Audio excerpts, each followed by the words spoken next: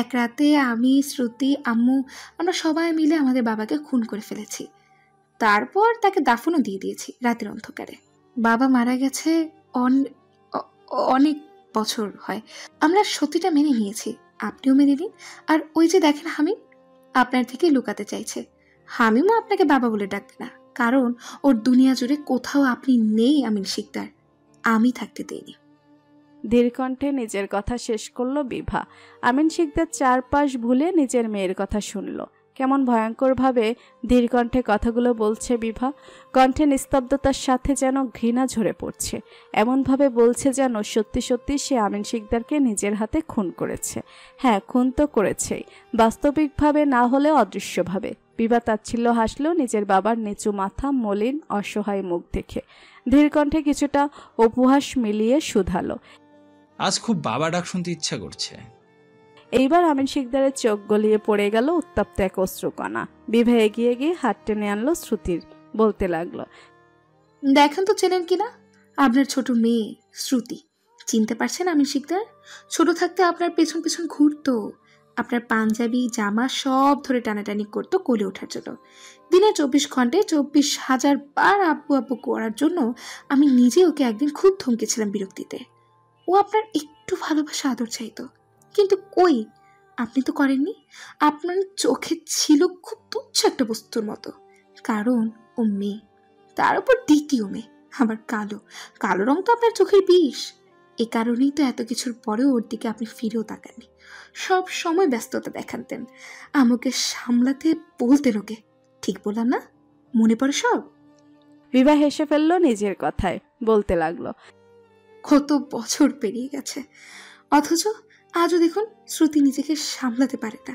এই দেখুন ওর চোখ দিয়ে টপ টপ করে পানি পড়ছে। দেখুন কেন পড়ছে বলুন তো? আপনার জন্য, আপনার কষ্ট দেখে। ও সব সময় চাইতো একটা সুন্দর পরিবার, যেখানে ও সবাইকে ভালোবাসবে, সবাই ওকে ভালোবাসবে। তাই তো ছোট থেকে এমন অবুঝ ছিল। ধীরে ধীরে বড় হয়ে যখন বুঝলো এসব কিছু হবে না, তখন থেকে নিজের মধ্যে কঠিন হতে চাইল, কিন্তু পারল না। সেই দুর্বলই রয়ে গেল। আপনার ওপর রাগ, ঘৃণা, বিরক্তি থেকে একটু চিৎকার চেঁচামেচি করতো, এই যা। কিন্তু ওপরে হাজার শক্ত থাকলেও ভেতরে ছিল শুধুই দুর্বলতা। তাই তো এখন আপনার জন্য ওর চোখে পানি, কিন্তু ওর দুর্বলতা আপনি কখনো দেখেননি আমির শিকদার। সারা জীবন শুধু ওকে খারাপ কথা শুনিয়েছেন, ওকে হারাতে চেয়েছেন। ও মায়ের কথা শুনলে কাঁদে, এ কারণে আপনি ওর সাথে না পারলে সব সময় নিজের মৃত স্ত্রীকে টেনে এনেছেন, নিজের মেয়েকে নিজের প্রতিদ্বন্দ্বী ভেবেছেন। আমার কথা, হামিমের কথা না হয় বাদই দিলাম। এত সব কিছুর পরে আব্বু ডাক শুনতে চাওয়া আমার কাছে নিজকে কোনো মজার কথা ছাড়া আর কিছুই মনে হচ্ছে না। আমিন শিকদার লক্ষ্য করলেন তার শরীর কাঁপছে। এতদিন নিজের মধ্যে অনুশোচনা থাকলেও নিজের মেয়ের মুখ থেকে আসে এমন কঠিন কথা তাকে ভেতর থেকে নাড়িয়ে দিচ্ছে। ভেতরের সবকিছু যেন ভীষণ আওয়াজ তুলে ভেঙে পড়ছে। বিভা ভীষণ ক্লান্ত গলায় বলল, আমরা আপনাকে বাবা ডাকবো না আমিন শিকদার, কখনো কোনো দিনও ডাকবো না। আমার শ্বশুর আছে যাকে আমি আব্বা বলি, সে আমাকে ভীষণ স্নেহ করে। শ্রুতির শ্বশুরও ওকে নিজের মেয়ের মতো আদর করে। বাবা যেমন তার আদরের কন্যাকে চোখে হারায়, ঠিক সেইভাবে শ্রুতিকেও আঙ্কেল চোখে হারায়। শ্রুতি ভীষণ সুন্দর করে বাবা বলে ডাকে তাকে। শুধু এখানে থেমে নেই, সৃষ্টিকর্তাও হয়তো আমাদের বাবার অভাব বুঝেছিল, তাই তো আমার কোলে জুড়ে আমাকে একটা বাবা দিয়েছে। আমাদের অনেক বাবা আছে আমির শিকদার, এত এত ভাবার ভিড়ে কোথাও আপনি নেই। আমাদের আপনাকে চাই না, একটুও চাই না। আমিন শিকদার নিজের মেয়ের দিকে চেয়ে রইলেন। বিভার কাপা ঠোঁটের কথা, চোখ থেকে পড়া বড় বড় অশ্রুকণা দেখে মনে হলো এ দুনিয়ায় তার থেকে নিকৃষ্ট কোনো মানুষ নেই, হতে পারে না। বিভা আবারও বলতে শুরু করলো, আমরা আপনাকে ছাড়া অনেক ভালো আছি আমির শিকদার, অনেক ভালো আছি। আমাদের যখন আপনাদের সবচেয়ে প্রয়োজন ছিল তখন আমরা আপনাকে পাইনি। এখন আল্লাহ আমাদের অনেক ভালো রেখেছে, তবে আমরা ভালো থাকলেও ভালো ছিল না আমাদের মা। আজ আপনাকে দেখে আমার একটু খারাপ লাগছে না, বিশ্বাস করুন। কারণ আমার মা যত কষ্ট যন্ত্রণা সহ্য করে এই দুনিয়া ত্যাগ করেছে, তার একাংশও আপনি এখনো অনুভব করেননি। আমি এখনো চোখ বন্ধ করলে আমার মায়ের চিৎকার শুনি, হাহাকার ভরা মুখ ভেসে ওঠে চোখের সামনে। তার দিনগুলো যেমন যন্ত্রণাময়, দুর্বিষহ কাটত, তা যদি আপনি জানতেন তবে আমি খুশি আমার মা মরে যাওয়াতে। এমনিতেও বেঁচে থেকে আপনার দ্বিতীয় সংসার দেখে আমার মা মরে যেত নিঃসন্দেহে। তার থেকে ভালো আল্লাহ নিয়ে গেছেন। ভালোই করেছে। আমি আসলে এইভাবে খুশি যে আমার মায়ের মৃত্যুর উসিলাও আপনি নন। বিভা থামলো, নিজের ছেলেকে এনে তুলে দিল আমিন সাহেবের কোলে, বলল, এত অনুরোধের মাঝে এই অনুরোধটা রাখলাম শুধু, তবে প্রথম এবং শেষবারের মতো। আমিন শিকদার দুহাত নিজের নাতিকে আদর করলো, কপালে চুমু খেলো, মাথায় হাত বুলালো। নিষ্পাপ মুখটা দেখে তার চোখ ভরে উঠল, দু চোখ বেয়ে পানি একাই গড়িয়ে পড়তে লাগলো। বিভা নিয়ে নিল নিজের ছেলেকে, বলল, আপনাকে কখনো অভিশাপ দেইনি, সবসময় চেয়েছি ভালো থাকুন, আজও চাইছি আপনি ভালো থাকুন, অনেক ভালো থাকুন। পৃথিবীর সব সুখ খুশি আপনার হোক। আপনার মনের শান্তির জন্য বলছি। আমরা কেউ আপনার উপর রেগে নেই, ক্ষমা করে দিয়েছে অনেক আগেই। ভালো থাকবেন আপনি, নিজের স্ত্রী 3 ছেলেকে নিয়ে অনেক ভালো থাকবেন। বিভার চোখে পানি নেই, স্বাভাবিক মুখ নরম গলায় শেষ করলো নিজের কথা। আমিন সাহেব শ্রুতির দিকে তাকালো, সাথে সাথে শ্রুতি চোখ নামিয়ে নিল, গালে এখনো পানির ছাপ। আমিন সাহেব সময় নষ্ট করলো না, নিজের স্ত্রীর মৃত অনুভূতি নিয়ে উদ্যত হলো চলে যেতে। যেতে যেতে ভাবলো, আগে সে এবং সবাই বলতো তার ছোট মেয়ে ভীষণ কঠিন, এর কারণ শ্রুতির ব্যবহার। তবে আজ সে বুঝতে পারলো শ্রুতি আসলে ভীষণ দুর্বল। অন্যদিকে বিভা ভীষণ কঠোর একজন মেয়ে। মুখে কঠিন কঠিন কথা, চিৎকার করলেই কেউ আসলে কঠিন মনের হয় না, যদি না তার মন কঠিন হয়। তার বড় মেয়ে ভীষণ কঠিন, তার নীরব আচরণই যেন তার কাঠিন্যকে আরো গাঢ় করে তোলে। সিঁড়ি দিয়ে নামছে আমিন শিকদার, বিভার বলা শেষ কথাগুলো কানে বাজছে। নির্মম হলেও বাস্তব, বিভার বলা একটি দোয়াও আর কাজে আসবে না, কখনো না। সে আর সুখী হবে না, হতে পারবে না। সে জানে তার বাকি জীবন যাবে এই নিদারুণ অনুশোচনা, যন্ত্রণা, হাহাকারে। বাসার নিচে নামতেই আবারও 3 ছেলে মেয়ের মুখ ভেসে উঠল। ইচ্ছা করলো বিভার মাথায় হাত বুলিয়ে দিতে, শ্রুতির চোখের পানি মুছিয়ে দিতে, হামিমকে কোলে নিয়ে কিছুক্ষণ গল্প করতে, কিন্তু কিছুই সম্ভব নয়, কখনো সম্ভব নয়। আচ্ছা, সে পিতা হয়ে ওদের সাথে এমন কিভাবে করেছে? সে তো ওদের জন্মদাতা, সে কি পারত না সারাটা জীবন ওদের ভরসার স্থান হয়ে থাকতে? বিভার নির্নিমেষ দৃষ্টি অন্তরিক্ষে, উদাস মুখে চেয়ে আছে সে। জীবনের হিসাব নিকাশে সব কেমন গোলমাল পেকে যাচ্ছে। সে কি অন্যায় করল আমিন শিকদারের সাথে? একটা মানুষ নিজের ভুল বুঝলে উচিত তাকে ক্ষমা করে দেওয়া। বিভা দিল না কেন? এত পাষাণ সে কবে হলো? পাশেই কারোর উপস্থিতি বুঝলো, মাহাতির এসেছে। মাহাতির বিভার দিকে তাকালো, শান্ত কণ্ঠে বলল, মন খারাপ? না। মাহাতির জানে বিভার মন খারাপ, ভয়ঙ্কর মন খারাপ।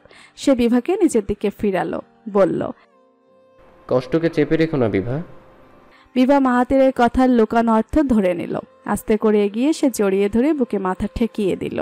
মাহাতির শক্ত করে আগলে নিল তাকে। মাহাতির জানে বিভা কাঁদছে। কান্নার প্রথম দিকে বিভা শান্ত থাকলেও ধীরে ধীরে তার শরীরে কাঁপন বৃদ্ধি পেল। মাহাতির ভীষণ যত্ন নিয়ে হাত বুলাতে লাগলো নিজের স্ত্রীর মাথায়। সাথে ভাবলো, এই মেয়ে যেমন শান্ত, তার রাগ, অভিমান, কষ্ট সবই তেমন শান্ত। আমিন সাহেব বসে আছেন তাহিরা বেগমের ঘরে। ঘরের আবহে তেমন পরিবর্তন নেই, ধুলোয় নাক জ্বলে যাওয়ার মতো অবস্থা। তবু আমিন সাহেব আলাদা ধরনের আত্মিক প্রশান্তি পাচ্ছে। সেই প্রশান্তি থেকে এই রুমে বসে আছেন তিনি। গত কয়েককালের ঘটনা তার উপর কেমন প্রভাব ফেলছে তা বলা যাচ্ছে না। সে নির্বিকার। বিভার বলা সূক্ষ্ম তীরের মতো কথা, শ্রুতির মলিন মুখ, হামিমের দ্বিধাপূর্ণ দৃষ্টি, সব মিলিয়ে সে কেমন অনুভব করছে তা সে জানে না। আমিন সাহেবের মনে হলো মাহাতির পার্থিব তাদের চোখেও ছিল তার প্রতি অনীহা। কই, সদ্য পরিচিত পার্থিবের চোখে মুখে যে বিনয় ঝরত, কাল তো সেই বিনয় ছিল না। দৃষ্টিতে অবজ্ঞা, ঘৃণাই কিছুই ছিল না। কোথায় যেন ফাঁকা ফাঁকা। মাহাতিরকে নিয়ে সে আর কি ভাববে? ছেলেটার সাথে তেমন পরিচয় নেই। পার্থিব শ্রুতির বিয়ে ঠিক করার সময় মনে হলো বিভাকে বিয়ে দেওয়া উচিত। তার কিছুদিন বাদেই হাসিনা প্রস্তাব নিয়ে এলেন। প্রস্তাবে নাকচ করার কোনো কারণ ছিল না, এক প্রকার অবহেলা করে ঠিক করে ফেললেন বড় কন্যার বিবাহ। বিবাহের পর থেকে সে যখন মাহাতিরকে দেখত, সুযোগ খুঁজত ছোট করার। তবে আজ কেন মনে হচ্ছে সে নিজেই মাহাতিরের কাছে ছোট হয়ে গেছে? কোথাও কারো চোখে তার জন্য মায়া নেই, ভালোবাসা নেই, আকুলতা নেই। কেন নেই? থাকতে কি পারতো না? আমিন সাহেব ঘরের চারদিকে চোখ ঘুরিয়ে ঘুরিয়ে তাকালেন। তার তাকানো দেখে মনে হলো ঘরটায় হয়তো খণ্ড খণ্ড ভালোবাসার অংশ থাকলেও থাকতে পারে, কিন্তু নেই। আমিন সাহেব অজানা বুক ব্যথায় চেয়ারে বসতে পারলেন না, মেঝেতে বসলেন। তার হাতে ডায়েরির পাতাগুলো কোথাও থেকে শুরু করবে বুঝতে পারছে না। সে জানতো তাহিরা ব্যক্তিগত ডায়েরি আছে, তবে সে কারো ব্যক্তিগত ব্যাপারে নাক গলানো পছন্দ করত না, বিধায় কখনো পড়ানো হয়নি। আমিন সাহেব অজানা এক ভয়ে পাতাগুলো পড়া শুরু করলো না। না, মন মানছে না, পড়া উচিত। তার মারা যাওয়ার আগে একটু পড়ে যাওয়া উচিত। আমিন সাহেব পড়া শুরু করলো। পাতা উল্টিয়ে উল্টিয়ে ভীষণ মনোযোগ নিয়ে পড়ছে সে। তার আর তাহিরা প্রেম জীবনের শুরু থেকে বিবাহ জীবনের সবকিছু পুঙ্খানুপুঙ্খ বর্ণনা করা। আমিন সাহেব তাহিরার কিশোরী হৃদয়ের অনুভূতি পড়তে শুরু করলো। পড়ার সময় মনে হলো সে সেই মুহূর্তে ফিরে গেছে। এই তো তাহিরা সদ্য কলেজে পা দেওয়া কিশোরী, আর সে অনার্স 3য় বর্ষের ছাত্র। দুজনের প্রেমের মুহূর্ত, ভালোবাসার কথা সব চোখের সামনে কানে বাজতে লাগলো। আমিন সাহেব অনেকদিন পর ভীষণ মনোযোগের সাথে কিছু পড়ছে। পড়তে পড়তে সে অনুভব করলো তার ভালোবাসার কাহিনী শেষ, আর নেই। তাহিরার স্বচ্ছ, সুন্দর, পবিত্র সব অনুভূতি শেষ। এরপর থেকে একটু একটু আমিন সাহেবের প্রতি আশা, নেতিবাচক চিন্তা, কথা, সন্দেহ লেখা সে ভীষণ আফসোস করলো। তাদের ভালোবাসার মুহূর্তে এত কম কেন লিখেছে তাহিরা? আর একটু লিখতে পারতো, তার তো পড়তে ভালো লাগছিল। তুমি এই রুমে কি করছো?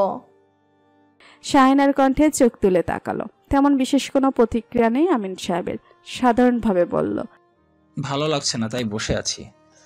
বসে আছো এই ধুলোর স্তূপে? হ্যাঁ, একটু একা থাকতে দিবে? স্বাভাবিক কণ্ঠস্বর। শাহিনা কিছু বলতে গিয়েও বলল না, চলে গেল সে। আমিন সাহেব থম ধরে পড়ে রইলেন। ফোনে অ্যালার্ম বাজলো। আমিন সাহেব তাকিয়ে দেখলেন রাত 11টা বাজে। এই সময় সে ওষুধ খায় 2টো, তবে এখন উঠতে ইচ্ছে করছে না। ওষুধ খেয়েই বা কী হবে? ওষুধ? আমিন সাহেবের মনে পড়ল তাহিরা ভীষণ যত্ন নিয়ে তাকে ওষুধ খাওয়াতো। তার ফোনে যে অ্যালার্ম বাজছে, এই বুদ্ধিটা তাহিরা ছিল। তাহিরা নিজেই নিজের ফোনে অ্যালার্ম দিয়ে রাখত, কারণ সে নিজেও তো মানুষ, যদি ভুলে যায় তখন। তাহিরা চলে যাওয়ার পর থেকে আমিন শিকদার নিজেই নিজের কাজের দায়িত্ব তুলে নিয়েছে।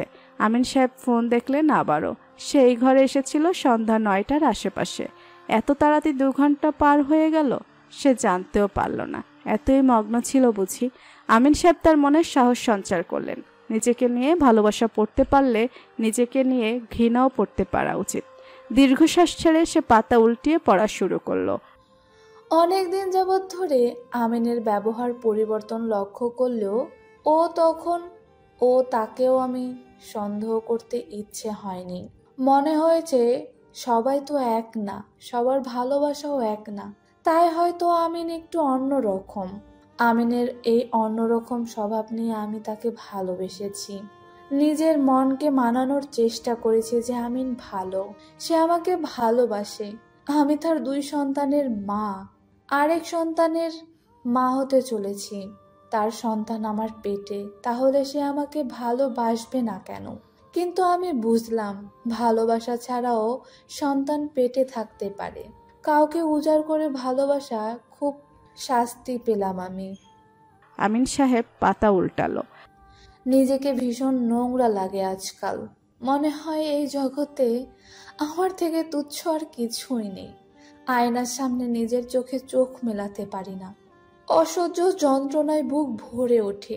বুকের ভেতরে হাতুড়ি পেটায় মতো যন্ত্রণা হয়। মনে হয় ভেতরটা কেউ খুবলে খাচ্ছে। আমিন কেন ওই মহিলাকে ভালোবাসলো? তার মধ্যে কি এমন ছিল? আমিন আমাকে বলতো আমি তো তেমনই হয়ে যেতাম, তবুও তো আমাকে ভালোবাসতো। ও কি জানে না ওর এরকম ব্যবহার আমার মানতে কষ্ট হয়? আমি মরে যাই ভেতরে ভেতরে।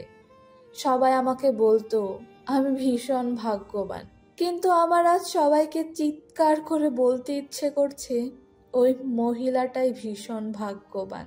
তাই তো সে আমার স্বামীর ভালোবাসা পেল। হামিম পেটে 2 মাস থাকাকালীন আমিনের সম্পর্কের কথা আমি জানি। আজ 5 মাস পার করলাম। গত 3 মাস যাবৎ ধরে আমি চেষ্টা করলাম আমিনের মন জুগিয়ে চলার, আমার মাঝে কিসের কমতি তা জানার, ও কিভাবে খুশি হবে তার খেয়াল শুরু থেকেই রেখেছি। তবে এখন আরো ভালো করে রাখার চেষ্টা করি, যদি অন্তত তার মন ফেরে। আজ দুপুরে পেটের ব্যথা বেড়েছিল ভীষণ, তবুও তার প্রিয় খাবার রান্না করেছি। ফোন করে বললাম বাসায় তাড়াতাড়ি ফিরতে। বিভা শ্রুতিকে নিজের হাতে খাইয়ে ঘুম পাড়ালাম। আমি অপেক্ষা করলাম ওর জন্য। আম্মা বলল আমিন আসবে না। আমি মানলাম না। যতই অন্য সম্পর্কে জড়াক, যতই যাই করুক, আমার ওপর নিশ্চয় ওর একটু মায়া আছে। সে আসবে, মায়া থেকে আসবে আমি জানি। আমি তার জন্য অপেক্ষা করলাম। 3টা থেকে 5টা বাজলো, ক্ষুধায় আমার পেট চো চো করতে সে তখন, তাও খেলাম না। সব সময় ওর সাথে বসে ওর প্রিয় খাবার খেয়েছি, তাই আজও একা খেতে মন সায় দিল না। ভীষণ মায়া হলো মানুষটার জন্য। অবশেষে আর না পেরে ফোন করলাম, বললাম আমার ওপর দয়া করে হলো রাতে আগে এসো কেমন।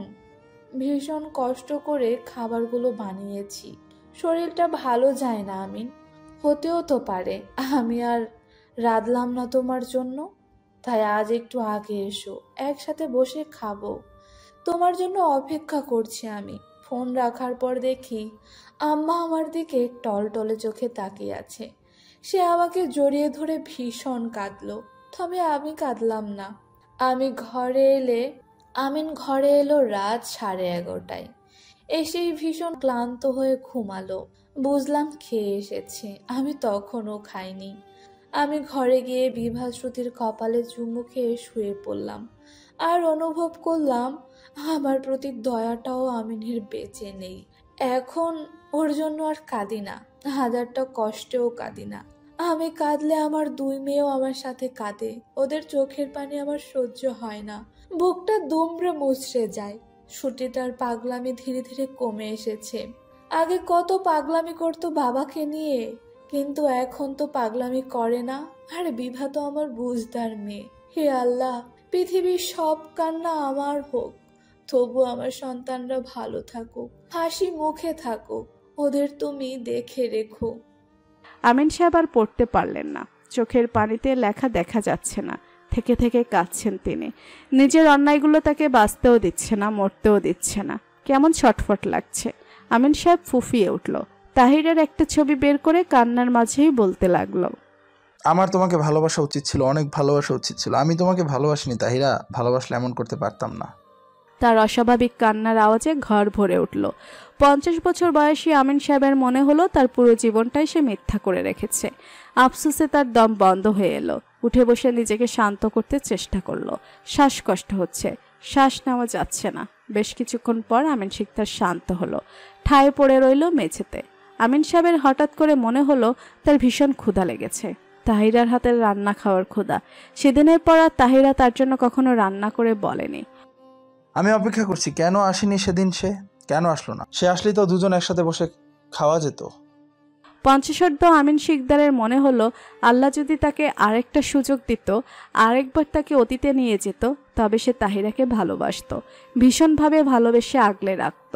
আমিন সাহেব পড়বেন করেও কাগজগুলো উঠালো। বিভা কাগজগুলো ছিঁড়ে সাজিয়ে পিন করে দিয়েছে। এইসব কাগজগুলোতে আছে তাকে নিয়ে অনুভূতি। সে উল্টিয়ে উল্টিয়ে একদম শেষ পাতায় গেল। মাঝেরগুলো পড়ার সাহস তার নেই, তবু উল্টানোর সময় মাঝের এক পৃষ্ঠার দেখতে পেল তাহিরার আফসোসের কথা। আফসোসের একটিতে লেখা তাদের পরিচয় 22 বছরের। আসলে কথাটা ভুল লিখেছে তাহিরা। তারা 3 বছর প্রেম করেছে, তাহলে তাদের পরিচয় ছিল 25 বছরের। আমিন সাহেব শেষ পৃষ্ঠায় গিয়ে থামল, তবে সে শেষ পাতাও পড়ল না, শুধু চোখ বুলিয়ে নিচে তাকালো। দেখতে পেল তাকে নিয়ে সর্বশেষ অনুভূতি হিসেবে 2টো গানের লাইন লেখা। ঘর বাঁধিলাম প্রাণ বন্ধে, সে কত কথা ছিল মনে গো। দেখতে দেখতে পেরিয়ে গেছে 2 মাস। মাহাতিমের বয়স 6 মাসে পড়ল। বিবাহ এখন সম্পূর্ণ সুস্থ, মন দিয়ে সংসার করছে সে। মাঝে মধ্যে ভাবলে নিজেই অবাক হয় যে এত সুন্দর জীবন তার, এত পরিপূর্ণ কারো জীবন হয় বুঝি? ওহ, সে পরিপূর্ণ নয়, তার জীবনেও কোনো না কোনো কমতি আছে, দুঃখ আছে। তার জীবনেও সুন্দরের মাঝে অসুন্দর বিষয় আছে, তবুও সে তা মনে রাখেনি, ভুলে গেছে। ভালো রেখে মন্দকে ধরে বসে থাকলে জীবন চলে না। জীবন তখনই সুন্দর যখন আমরা খারাপের মাঝেও ভালো খুঁজে খুশি থাকব। বিবাহ আছে, শুধু বিভা নয়, বিভা, মাহাতি, শ্রুতি, পার্থিব সবাই তাদের ছোট বড় দুঃখ ভুলে খুশিকে আপন করেছে বলেই ভালো আছে। জীবন যেমন সুখের তেমনি দুঃখের। শুধু সুখ নিয়ে থাকলেও যেমন চলে না, তেমনি শুধু দুঃখকে আপন করে নিলেও চলে না। বিভা তার 6 মাসের বাচ্চাকে তৈরি করিয়ে বিছানায় শুয়ে দিল। এরপর হাঁপ ছেড়ে মাহাতিরের দিকে তাকালো। মাহাতিরও চোখে হাসলো। বিভা তার বাচ্চার দিকে তাকিয়ে নিজেই ঘাবড়ে গেল। মাহাতিমকে তুলে মাথায় সামান্য থুতু ছেটালো। আম্মা বলেছে কেউ মাহাতিমের প্রশংসা করলে এভাবে থুতু ছেটাতে, এতে নাকি নজর লাগবে না। সাথে মনে মনে মাশাল্লাহ বলা তো আছেই। বিভা যতই শিক্ষিত হোক না কেন ছেলের বেলায় সে সকল কুসংস্কার মানতে রাজি। তাই তো এখন নিজের ছেলের ওপর নিজেই মুগ্ধ হয়ে থুতু ছিটিয়ে দিল। মনে মনে মাশাল্লাহ বলতেও ভুলল না। ছেলেকে লক্ষ্য করে খুঁটিয়ে খুঁটিয়ে দেখলো যে কোনো সমস্যা আছে কিনা। তবে মাহাতিমকে দেখা বলতে সে শুধু পেল ভাল্লুকের জ্যাকেট, পরিহিত জ্যাকেটের ভেতর ছোট্ট একটা টলটলে মুখ। যে মুখের সবচেয়ে আকর্ষণীয় বিষয় হলো চোখজোড়া। চোখজোড়া যেন মাহাতিরের কার্বন কপি। দু বাপ বেটা চোখের মায়ায় ফেলে তাকে মারতে চায় নাকি ভেবেই মুখ সামান্য কুঁচকে নিল বিভা। বিভা নিজের ছেলেকে শুয়ে দিল। বিভাকে অবাক করে দিয়ে আজ তার ছেলে তেমন কাঁদল না। রেডি করানোর বেলায় যাও একটু কেঁদেছিল, মাহাতির সামলে নিয়েছে। তার ছেলে কি বুঝতে পেরেছে নাকি যে তারা ঘুরতে যাবে? বিভা ব্যগ্র কণ্ঠে বলল, আমি রেডি হতে চলে গেলাম, বাবুকে দেখেন। বিভা, মাহাতিমকে তো রেডি করালে, মাহাতিমের আব্বুকে কে রেডি করাবে? বিভা মুখ কুচকে তাকালো। এই লোক জীবনে ভালো হবে না। মাহাতির বিভার প্রতিক্রিয়ার ধার ধারল না। হাত বাড়িয়ে গম্ভীর মুখে বলল, ঠিক করে দাও। বিভা এগিয়ে গিয়ে পাঞ্জাবির হাতা গুটিয়ে দিল। কোনোই পর্যন্ত বলল, এবার যাই। পারফিউম লাগিয়ে দাও। বিভা তাও করল, বলল, এবার হুম, চুলগুলো ছেড়ে দাও। বিভা হাত বাড়িয়ে চুলগুলো এলোমেলো করে দিল। প্রফুল্ল কণ্ঠে বলল, আপনি এভাবেই সুন্দর। মাহাতিম গম্ভীর মুখে বলল, ঠিক আছে, মাহাতিমকে রেডি করে যেভাবে চুমু খেলে সেভাবে আমাকেও চুমু খাও। বিভা চোখ পাকিয়ে তাকিয়ে রইল। মাহাতির শান্ত কণ্ঠে বলল, এই যে প্রমাণ, তুমি যে আমাকে ভালোবাসো না সেটা বুঝাতে পারলাম তো, প্রমাণ পেলে? শ্রুতি সুন্দর একটি শাড়ি পরে তৈরি হয়ে নিল। আয়নায় নিজের মুখ দেখতেই আপনা আপনি মুখটাকে কুঁচকে গেল তার। টকটকে লিপস্টিকে মোটেও ভালো লাগছে না তাকে। হাতের এক ঘষায় মুছে ফেলল ঠোঁটের রং। পার্থিব বলল, এটা কি করলেন আপনি? আমাকে ভালো দেখাচ্ছে না তাই মুছে ফেলেছি। পার্থিব নিজের পাঞ্জাবির পকেট থেকে রুমাল বের করলো। ধীরে সুস্থে মুছেছিল হাতের রং। বলল, আপনি অযথাই বিরক্ত হচ্ছেন। কে বলেছে আপনাকে ভালো লাগছিল না? পার্থিবের শ্রুতিকে সব সময়ই ভালো লাগে। শ্রুতি মলিন কণ্ঠে বলল, আমি লিপস্টিক লাগাবো না। ওকে, লাগাতে হবে না। আর এমনিতেও লিপস্টিকের টেস্ট আমি পছন্দ করি না। শ্রুতি চোখ গরম করে তার হাতে থাকা পাউডারের বক্স দিয়ে বাড়ি দিল পার্থিবের মাথায়। ধমকে বলল, অসভ্য কথা ছেড়ে আমাকে তৈরি হতে সাহায্য করুন। পার্থিব সামনে থেকে লিপগ্লোস তুলে নিল। বলল, এটা লাগাতে পারেন। শ্রুতি বিনা বাক্যে মেনে নিল। শ্রুতি সম্পূর্ণ তৈরি হয়ে নিতে পার্থিব পেছন থেকে শ্রুতিকে জড়িয়ে ধরে বলল, আপনাকে মাহাথির ভাইয়ার দেয়া পোশাককে কিন্তু দারুণ মানিয়েছে। একদম পারফেক্ট মাহাথির ভাইয়ার শালি লাগছে। বলেই গভীরভাবে চুমু খেল পার্থিব। পার্থিবের এমন কাণ্ডে শ্রুতি হড়মড় করে সরে গিয়ে রাগে চোখে তাকালো। পার্থিব হেসে দিয়ে বলল, এই পার্থিবের বউ লাগছে। জীবনের একঘেয়েমি, ক্লান্তি, নির্জীবতা বিলীন হয় প্রাকৃতিক সৌন্দর্যের সান্নিধ্যে এলে। তাই তো জীবনের মলিন পাতা উল্টিয়ে সতেজ পাতা খুলতে সবাই চলে এসেছে প্রাকৃতিক সৌন্দর্যে ঘেরা একটি পার্কে। চারদিকে শুধু সবুজ আর সবুজ সৌন্দর্যে ভরা। জায়গায় জায়গায় দেখা যাচ্ছে সিমেন্টে তৈরি বসার জায়গা। তবে কোনো কৃত্রিমতায় গেল না তারা। সবাই মিলে চলে গেল গাছের নিচে। আজ বিকেল থেকেই তারা ঘোরাঘুরি করে কাটিয়েছে। প্রথমে বাচ্চাদের পার্কে গেল, উদ্দেশ্য ছিল হামিমকে খুশি করা। হামিম সেখানের প্রতিটা খেলনায় উঠল ভীষণ উৎসাহ উৎফুল্ল হয়ে। এক একটা জিনিসে ওঠে আর তার হাসি মুখের উজ্জ্বলতা আরও বৃদ্ধি পায়। হাসি যেন সরাই না মুখ থেকে। তাই তো দোলনা, হাঁস কিছুই বাদ যায়নি। সবাই মিলে নৌকাতেও ঘুরেছে। সবশেষে কৃত্রিমতার আনন্দ নিয়ে সবাই মিলে খাওয়া দাওয়া করে এসেছে সতেজ জায়গায়। বসেছে গাছের নিচে। প্রাকৃতিক সতেজতার সাথে নিজেদেরও সতেজ করে তুলছে তারা। পার্থিব হামিমের দিকে তাকিয়ে বলল, কি ছোট ভাই, কেমন দিন কাটলো? অনেক সুন্দর, আমি অনেক খুশি। মাহাতির বলল, আমি কিন্তু কথা রেখেছি, বলেছিলাম নড়চড় হাতিতে ওঠাবো, উঠেছি কিন্তু। হামিম দৌড়ে এসে গলা জড়িয়ে ধরল মাহাতিরের। গালে চুমু খেয়ে বলল, থ্যাংক ইউ বড় ভাইয়া। পার্থিব ভুরু কুচকে বলল, আমার থ্যাংক ইউ কোথায়? আমি যে নড়চড় করা ক্যাকটাস গাছ কিনে দিলাম। হামিমের মনে হতেই সে দৌড়ে দূরে থাকা কিছু ব্যাগের কাছে গেল। ব্যাগ থেকে ক্যাকটাস বের করে আবৃত্তি করল, কাঠবিড়ালি পান্তা তুমি খাও, ফুচকা মুড়ি খাও, ডাল ভাত খাও, ছবি আঁকতে পারো? নিজের মতো কিছু আজগুবি প্রশ্ন করলো হামিম। সে থামার সাথে সাথে ক্যাকটাস গাছটি তার মতো করেই বলতে শুরু করলো। হামিম চোখ বড় বড় করে ফেলল। কেনার পর থেকে সে এই গাছের সাথে কথা বলছে, তবুও তার মুখের উৎফুল্লতা দেখে মনে হলো এইবার জন্য সে প্রথম শুনল ক্যাকটাসের কথা। লাফিয়ে উঠল, দৌড়ে এসে বলল, কাঠবিড়ালি চেয়েছিলাম, টাকা গাছ চাইনি। পার্থিব হতাশ হলো। হামিমের দৌড় দেখে সে ভেবেছিল দৌড়ে এসে তাকে থ্যাংক ইউ দেবে। পার্থিবের প্রতিক্রিয়া দেখে শ্রুতি বিভা দুজনেই হেসে ফেলল। এরপর সবাই বসে বিশ্রাম নিতে লাগলো কিছুক্ষণ। হামিম যেখানে যায় তার ক্যানভাস রং নিয়ে যায়, আজও ব্যতিক্রম নয়। তাই তো সে তার মাঝারি ধরনের ছোট ক্যানভাস নিয়ে বসে গেছে ড্রয়িং করতে। দূরে বসে প্রকৃতির সৌন্দর্য নিবদ্ধ করতে ব্যস্ত সে। শ্রুতি মোটাসোটা একটা গাছের সাথে গা হেলিয়ে দিয়ে আছে, দৃষ্টি জ্যোৎস্নার আলো সৃষ্টিকারী উৎসের দিকে। তবে তার দিকে যে তার থেকেও ভীষণ গভীর চোখে কেউ তাকিয়ে আছে সে খেয়াল তার নেই। সে ব্যস্ত নিজের কাজে। পার্থিব শ্রুতির হাসি মুখের দিকে চেয়েছিল, অমনি শ্রুতি বলে উঠল, আমার উপর থেকে যদি কখনো আপনার মন উঠে যায় তখন কি হবে? পার্থিব কপালে ভাঁজ ফেলল। এত সুন্দর একটা মুহূর্তে এই কথার খুব দরকার ছিল। আবার ভালোও লাগলো শ্রুতির কথায়।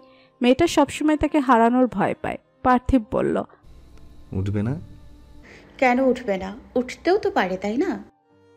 ভালোবেসে ফেললে মন ওঠানো ভীষণ কঠিন শ্রুতি। মোটেও ঠিক নয়। মন ওঠানো তেমন কোনো কঠিন কাজ নয় পার্থিব। এই পৃথিবীতে সব সম্ভব। আর আমিও তেমন বিশেষ কেউ নই। আমার ব্যবহারও ভালো না, শুধু রাগ করি, চিৎকার করি, ধমকে উঠি। আপনার তো খারাপ লাগে, আমি জানি। পার্থিব হেসে ফেলল, বলল, আপনার মনে হয় আমি আপনার ব্যবহারে কষ্ট পাই? পান না? জি না মহারানী, মোটেও কষ্ট পাই না আমি। বরং আপনি এমন ব্যবহার না করলে আমার সন্দেহ হয় যে আপনি আসলেই শ্রুতি তো, আমার শ্রুতি তো। কারণ পার্থিব তার শ্রুতির রাগেই অভ্যস্ত। পার্থিব হাত বাড়িয়ে শ্রুতি এক পাশ থেকে জড়িয়ে নিল, চুলের মাঝে মুখ গলিয়ে বলল, আপনাকে বলেছিলাম না শ্রুতি যে আমি আপনাকে একটু একটু করে ভালোবেসেছি। আমি সত্যি আপনাকে একটু একটু করেই ভালোবেসেছি। তাই আপনার উপর থেকে ভালোবাসা সরানো মোটেও কোনো সহজ কাজ নয় আমার জন্য। ভালোবাসা সরাতে গেলে আগে যত্ন সরাতে হবে, এরপর মায়া সরাতে হবে, সবশেষে ভালো লাগা, মুগ্ধতা সরাতে হবে। বিস্তর পরিকল্পনার কাজ, বুঝলেন তো? এত কাজ করতে আমি অনাগ্রহী, কারণ আপনার স্বামী নিতান্তই প্যাচ গোছহীন অলস মানুষ। পার্থিবের কথার ভঙ্গিতে খিলখিল করে হেসে ফেলল শ্রুতি। তার হাসির ছন্দে পার্থিব তাকিয়ে রইল। শ্রুতি বলল, ওকে মহারাজ, আপনাকে বিশ্বাস করলো শ্রুতি। এখন আপনি আমাকে কথা দিন যে আপনি সারা জীবন অলস থাকবেন। পার্থিব হাসল, বলল, থাকবো। সাথে আমার করা দোষ নিজের মাথা পেতে নেবেন। যথাজ্ঞা মহারানী। শ্রুতি হাসল, পার্থিবের গালে চুমু দিয়ে বলল, এই না হলে শ্রুতির পার্থিব। পরক্ষণেই আবার নিজের মুখ গম্ভীর করল শ্রুতি। থমকে বলে উঠল, হাসছেন কেন আপনি? শুনুন, আমি কিন্তু আপনাকে ভালো টালোবাসি না। পার্থিব শ্রুতির নাক টেনে দিল, বলল, ভালোবাসতে হবে না, আমার হয়ে থাকলেই চলবে। বিভা বসে আছে মাহাতিরের বুকে মাথা ঠেকিয়ে, টুকটাক কথা বলছে মাহাতিরের সাথে। মাঝে মাহাতিম একবার ঘুমিয়ে উঠল। উঠতেই পার্থিব শ্রুতি নিয়ে গেল অন্যদিকে। জায়গাটা বেশ নির্জন। নির্জনতার কারণ হিসেবে সময়কেও ধরা যেতে পারে। রাত 10টার মতো বাজে, তবুও তারা বাসায় ফেরেনি। খোলামেলা জায়গা হওয়ায় এখানে সারা রাত বসে থাকলেও কেউ কিছু বলবে না। তাদের উদ্দেশ্য আজ সারা রাত এখানে কাটানো। তবে উদ্দেশ্য হয়তো পূরণ হবে না, আর একটু পরেই রওনা হবে তারা সবাই। দূরে হামিম ড্রয়িং করছে। সেই কখন থেকে ড্রয়িং করছে ছেলেটা। এত যে কি আঁকছে আল্লাহ মাবুদ জানে। বিভা মাথা উঠিয়ে মাহাতিরের দিকে তাকালো, বলল, আপনি কিন্তু ভীষণ অন্যায় একটা কাজ করেছেন। মাহাতির বিভা চুরি নড়চড় করছিল, সেদিকে তাকিয়েই বলল, কি অন্যায়? আপনি ছেলের নাম নিজের নামের সাথে মিলিয়ে রেখেছেন। মাহাতির ভুরু কুচকে বলল, এখানে অন্যায়ের কি হলো? বিভা রোশনাল কণ্ঠে বলল, অবশ্যই অন্যায় আছে, শুধু যদি ছেলের নাম নিজের নামের সাথে মিলিয়ে রাখতেন তাও না হয় মানতাম, কিন্তু আপনি আমাদের ভবিষ্যৎ মেয়ের নামও নিজের নামের সাথে মিলিয়ে রেখেছেন, এটা ঠিক? মাহাতির মুচকি হাসল। ঠিকটা কেন? অবশ্যই ঠিক। মাহাতিরের ছেলে মাহাতিম, মাহাতিরের মেয়ে মেহেরিমা। বিভা মন খারাপ করে বলল, একটা নাম অন্তত আমার সাথে মেলাতেন। খারাপ কোথাকার। মাহাতির বিভাকে টেনে পেছন থেকে জড়িয়ে ধরল। বিভাকে জ্বালাতে চাইলো, বলল, হ্যাঁ, আমি ইচ্ছে করে ওদের নাম আমার নামের সাথে মিলিয়েছি, যেন মানুষেরা শুনলেই বুঝতে পারে ওরা আমার ছেলে। বিভা, সে আবার কি? বিভার সামনে মাহাতিরের হাত, তার মাঝে হঠাৎ করে গর্ভকালীন সময়ের একটি ইচ্ছে উদ্যত হলো।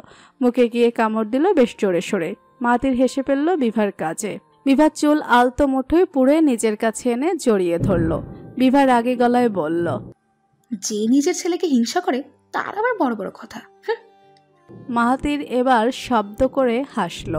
মেয়েটাকে রাগলে তো দারুণ লাগে। বিভার গালে শব্দ করে চুমু খেলো মাহাতির। রাগী চোখে তাকিয়ে বলল, আমার বিভাকে আমি কারোর সাথে ভাগ করব না, নিজের ছেলের সাথেও না। মাহাতির বিভার গাল চেপে ধরে নিজের দিকে ঘোরালো, বলল, শুনে রাখো, মাহাতিনকে ভালোবাসার আগে তোমার মাহাতিরকে ভালোবাসতে হবে, বুঝেছো? বিভা কিছু বলল না। মাহাতির নিজে থেকেই আবারও বলল, একটা আইডিয়া পেয়েছি বিভা, আমরা অনেকগুলো বাচ্চা নিব, আর প্রতিটা বাচ্চাকেই তো তুমি ভীষণ আদর করতে চাইবা, কিন্তু পারবা না, কারণ শর্ত হিসেবে থাকবে বাচ্চাদের আদর করার আগে বাচ্চার বাবাকে আদর দিতে হবে তোমার। এতে করে আমি কত আদর পাবো ভাবতে পারছো তুমি? মাহাতিরের এমন কথায় বিভা ভীষণ লজ্জা পেল। মুখ লুকালো মাহাতিরের বুকে। সেও নিজের স্ত্রীর মাথায় হাত বুলাতে লাগলো সযত্নে। বেশ কিছুক্ষণ বাদে বিভা মাথা তুলল। মায়াময় কাতর চোখে চেয়ে বলল, আগে তো শুধু বলতেন আপনার কেউ নেই, কেউ নেই। এখন এখন কি নিজেকে একা লাগে আপনার? মাহাতির বিভার হাতে চুমু খেয়ে বলল, পৃথিবীর সব থেকে সুখী মানুষ মনে হয় নিজেকে। আল্লাহকে প্রতি মুহূর্তে ধন্যবাদ দিতে ইচ্ছে করে আমার এত সুন্দর জীবনের জন্য। সবাইকে একযোগ করা হয়েছে।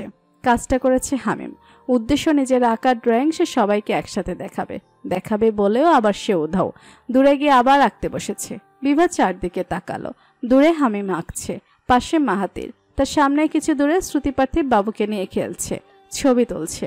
বিভার ভীষণ আফসোস হলো। মনে হলো এত সুন্দর দৃশ্যের পেছনের অবদানে কোথাও না কোথাও আমিন শিকদার রয়েছে। হ্যাঁ, অবশ্যই রয়েছে। সে ছিল বলেই শ্রুতি পার্থিবকে সে মাহাতিরকে পেয়েছে।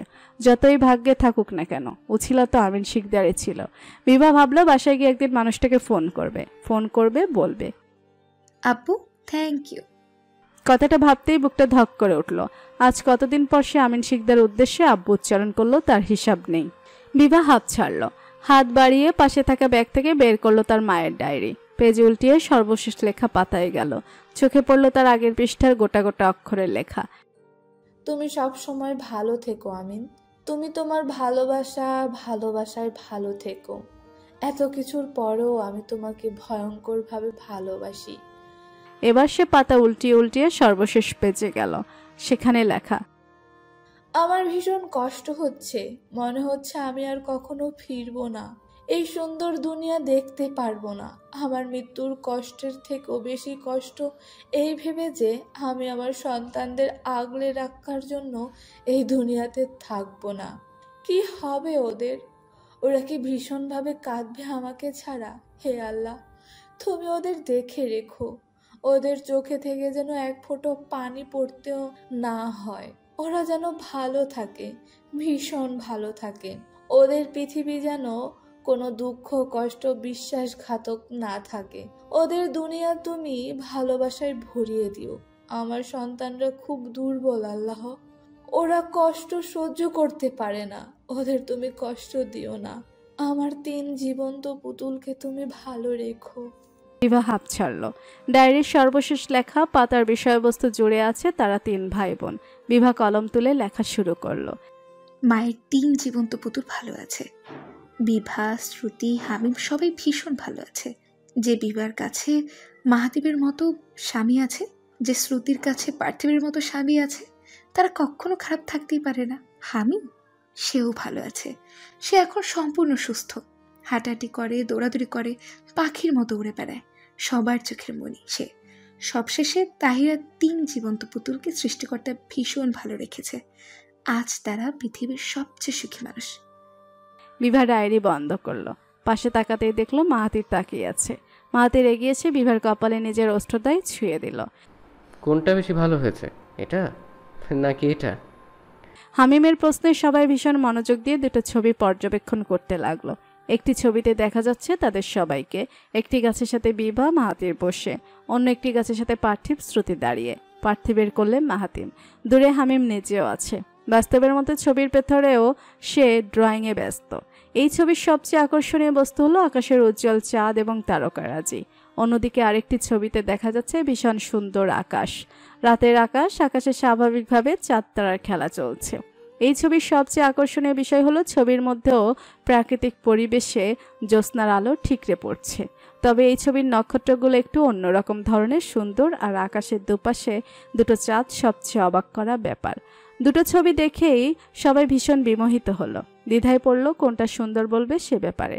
শ্রুতি অবাক হয়ে শুধালো, এই ছবিতে দুটো চাঁদ কেন? হামিম গম্ভীর মুখে বলল, একটা আম্মু, একটা দাদি। শ্রুতি খুব সুন্দর করে হাসল। একদিন সেই তার কল্পনার আকাশ তার ভাইকে শুনিয়েছিল, আর আজকে না সে সেই আকাশই এঁকে ফেলেছে। মাহাতির বলল, দুটোই ভীষণ সুন্দর হয়েছে ব্রাদার, একদম চমৎকার দুটো ছবি হয়েছে। পার্থিব হাসি মুখে বলল, একদম 100-তে 100। ছবিগুলো ঠিক চোখ ফেরানো যাচ্ছে না, একেবারে কোনো আর্টিস্টের থেকে কম নয়, বরং বেশি। আজ থেকে তোমার নাম হলো ভবিষ্যৎ শিল্পী। বিভা হাত বাড়িয়ে দুটো ছবি নিল। রাতের আকাশের ছবির দিকে তাকিয়ে দেখলো জলজল করা তারাদের মাঝে তাদের সবার নাম লেখা। বিভার কাছে দারুণ লাগলো ব্যাপারটা। হাসি মুখে বলল, এগুলো আমরা? হামিম উপর নিচ মাথা নেড়ে হ্যাঁ বোধক উত্তর দিল। শ্রুতি উৎফুল্ল হয়ে বলল, এগুলো না হয় আমরা, কিন্তু পাশের তারাগুলো কারা? এগুলোও তো জ্বলজ্বল করছে। হামিম ভীষণ বিজ্ঞ কণ্ঠে বলল, তোমরা কিছু জানো না, এই তারাগুলো হলো আমাদের বাড়ির মানুষেরা। প্রথমে বিভাকে ইঙ্গিত করে এরপর শ্রুতিকে ইঙ্গিত করে বলল হামিম। মাহাতির পার্থিব বুঝল যে হামিম তাদের বাড়ির মানুষদের বোঝাচ্ছে। হঠাৎ করে শ্রুতি বলে উঠল, এ কি, তুই তো বাবুর নামেই লিখিসনি ভাই? হামিম এগিয়ে এলো। বাবুর নাম সে লিখেছে, সবার উপরে সুন্দর তারাটার মাঝে বাবুর নাম লিখেছে, সেটাই দেখাতে উদ্যত হলো সে। কিন্তু তখনই শ্রুতির কোল থেকে শক্তি দেখিয়ে মায়ের কোলে হামলে পড়তে চাইল মাহাতিম। মাহাতিমের এমন আক্রমণ শ্রুতি আশা করেনি। ভোরকে গিয়ে টেনে আনলো সে, কিন্তু আনার পর ঘটে গেল আরেক কাণ্ড। মাহাতিমের হাতের ড্রয়িংয়ের অর্ধেক কাগজ। আসার সময় কাগজ ধরে টান দেওয়াতে মাঝখান থেকে ভাগ হয়ে গেছে, সাথে অর্ধেক মাহাতিমের হাতে চলে এসেছে।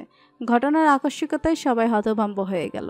নিজেদের অবাকের উচ্চতা থেকে নামিয়ে স্বাভাবিক হলো সবাই।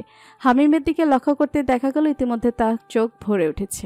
পার্থিব মাহাতির তড়িঘড়ি করে এগিয়ে গেল। পার্থিব বলল, কাঁদে না হামিম, কাঁদে না, দেখো ও তো ছোট, তাই না, ও বুঝতে পারিনি। হামিমের পরিবর্তন হলো না, তাই মাহাতির নিজেও ব্যগ্র কণ্ঠে বলল, কেঁদো না প্লিজ, ভাইয়া তোমার পেটে নড়চড় হাতি দিব, তাও কেঁদো না। হামিম কাঁদল না, কাঁদো কাঁদো মুখে বলল, তাও তাহলে। মাহাতির হতাশ হলো, আবার সে ভুলভাল বলে ফেলেছে। পরিস্থিতি বুঝে আসতেই সবাই হেসে ফেলল। হাসলো মাহাতির নিজেও। সবার একযোগের হাসি পরিবেশে প্রতিধ্বনিত হলো ছন্দের মতো সুর তুলে। আকাশ জুড়ে লক্ষ কোটি তারা থাকলো, নিস্তব্ধ রাত্রিতে তাদের হাসিমুখ তারাদেরও হার মানালো। জ্যোৎস্না স্নিগ্ধ আলোয় তারাদের মতো জলজল করতে লাগলো তারা সবাই। প্রকৃতির কাছে মনে হলো আকাশের তারাগুলো যেন মানুষ রূপে জমিনে পতিত হয়েছে। সবাই যেন আকাশের জলজল করতে থাকা তারা, একগুচ্ছ শুক তারা।